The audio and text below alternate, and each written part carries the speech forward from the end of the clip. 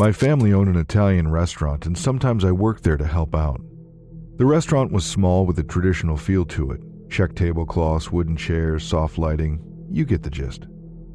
I didn't used to mind working there, as most of the customers were friendly and complimentary about my Nana's incredible dishes. On this particular day, I wasn't scheduled to be working, but one of the waiters called in sick. So my Nana called me last minute and asked if I could help out, as they were fully booked. I had no plans, so I agreed and quickly made the short drive over to the restaurant.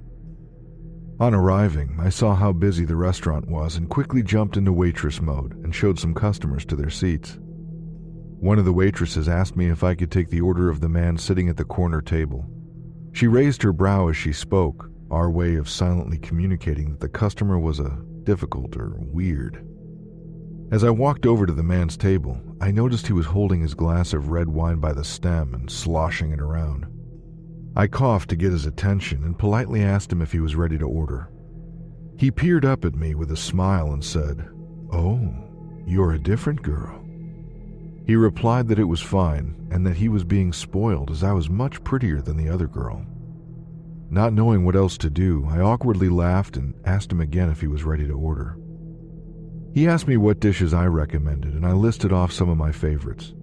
He told me to order for him, then he widened his smile, leaned in closer to me so I could smell his rancid breath, and whispered, "A pretty girl like you can't be wrong."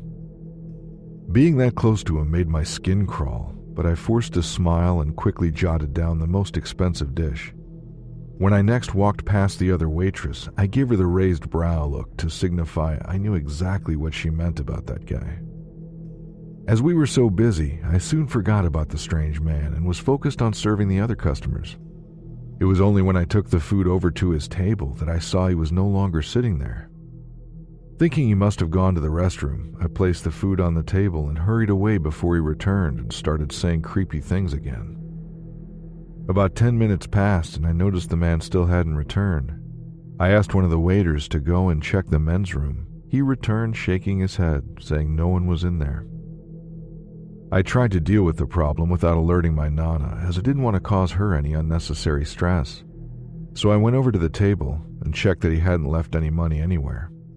As I lifted the napkin, I noticed a message on the other side of it saying, "Hey pretty girl, sorry I had to dash.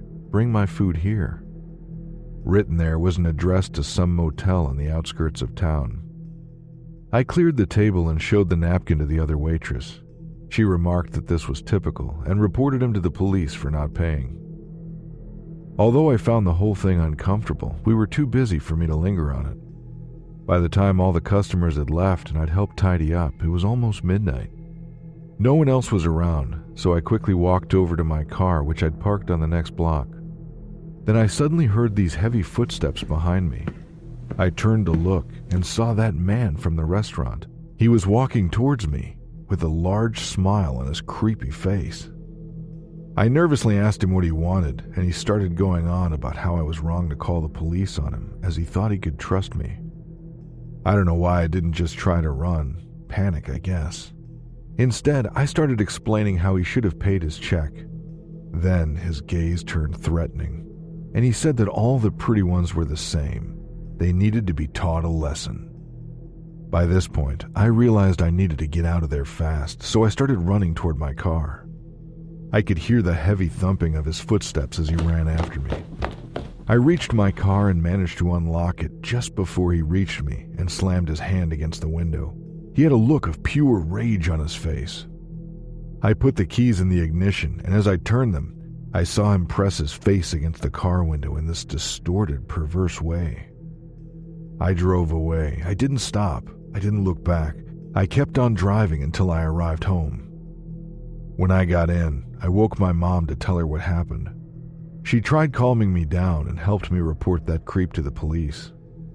After that, I did work at the restaurant again, but only because I didn't want to let anyone down.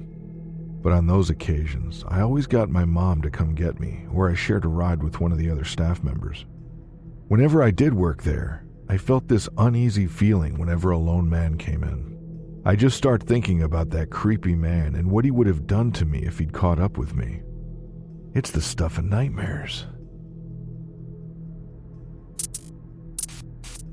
I consider myself an introverted person, and I get kind of shy and awkward around people, especially by ones I don't know. Especially as a single female, I would never ever dream of going to a restaurant or anywhere like that alone. It was different when I was with friends, as I didn't feel so anxious when I had someone else there too.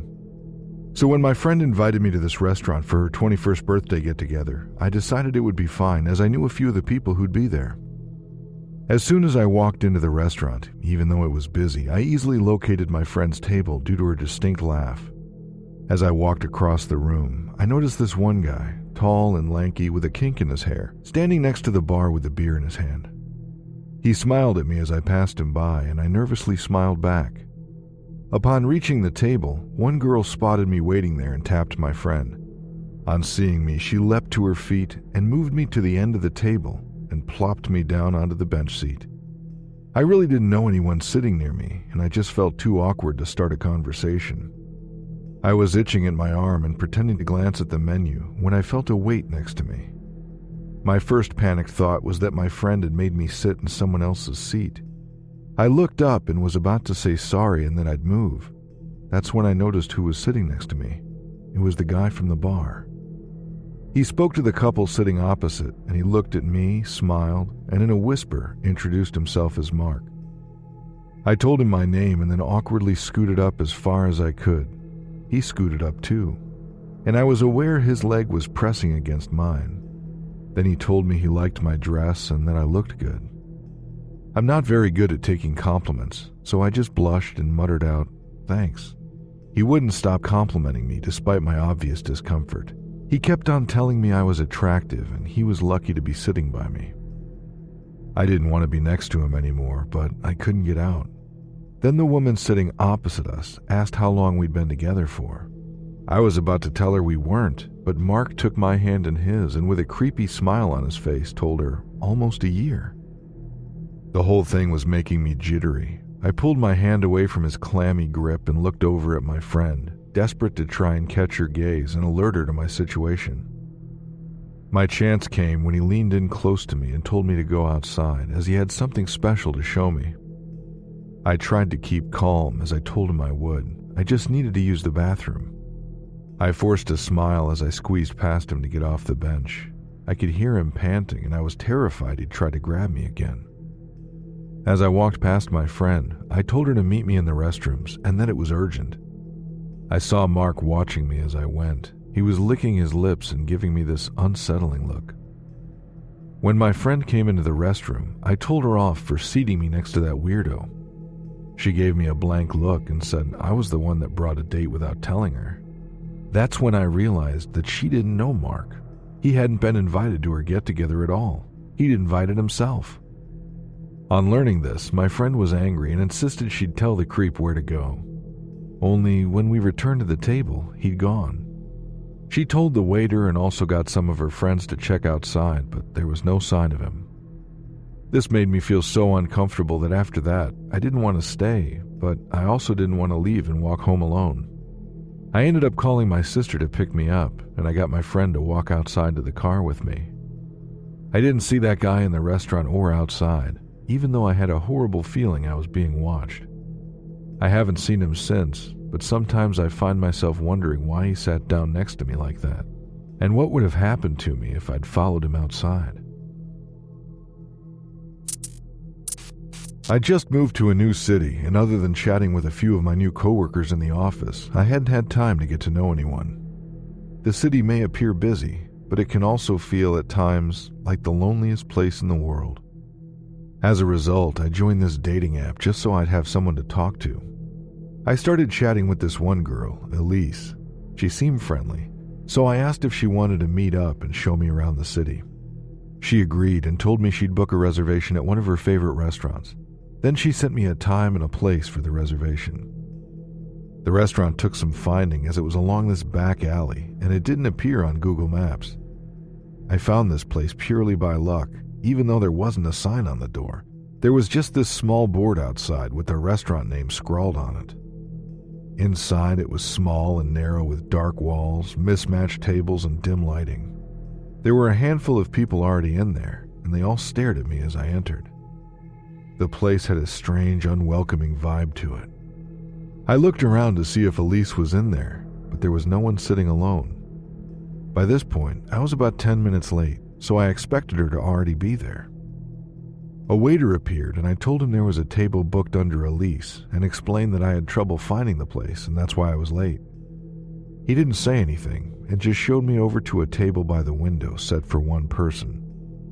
I explained that I had company, but he just nodded and then walked off. I don't know if he registered what I said or not. I decided to sit down and messaged Elise to see where she was. I figured when they saw her arrive, they could easily add another chair. The waiter came over with a glass of what looked like soda, and he placed it in front of me. I noticed it was bubbling and had a gloopy consistency to it.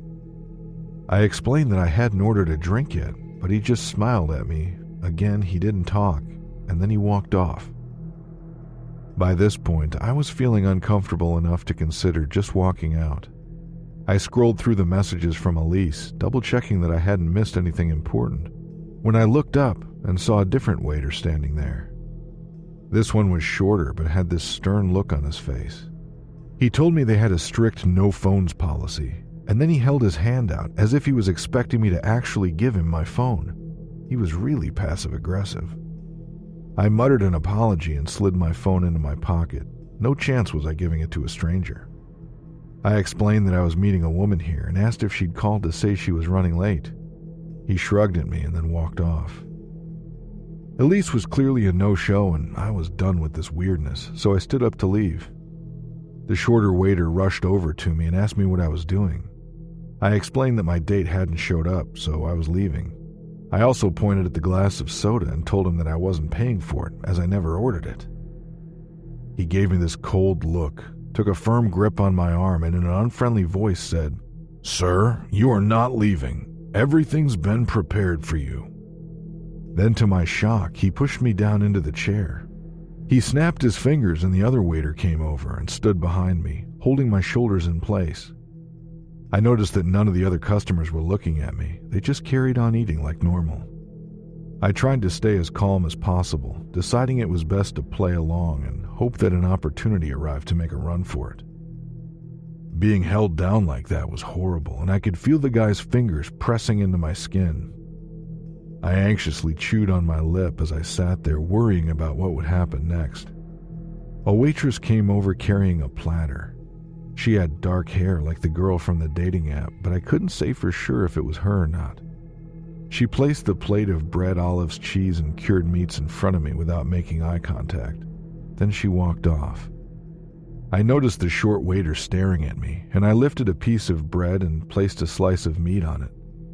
I didn't want to eat it, nor did I want to be there, but I could feel the waiter glaring at me.